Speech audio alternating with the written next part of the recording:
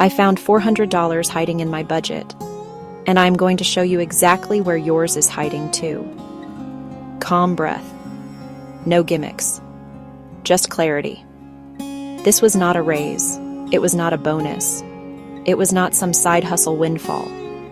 This was money that was already mine. Every single month. I just could not see it. And once I saw it, I could not unsee it. I felt stupid for missing it for so long. Here is where the money was hiding. First, subscriptions. Not the ones I use every day.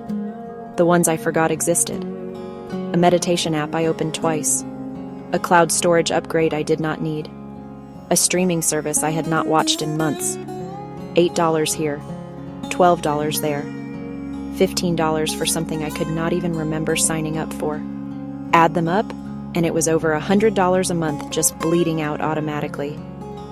Second, overlapping services. I was paying for 2 music subscriptions because I switched and forgot to cancel the old one. 2 cloud storage plans, a premium app, and the free version would have been fine. These are not big expenses that show up on your radar. They are small enough to ignore. And that is exactly why they survive month after month, year after year. Third, lifestyle creep I did not notice. Slightly more expensive groceries, slightly more DoorDash orders, slightly better options every time. None of them felt like a choice.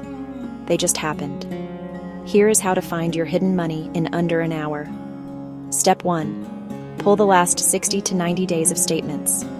Step 2. Highlight anything monthly or bi-weekly. Mark duplicates.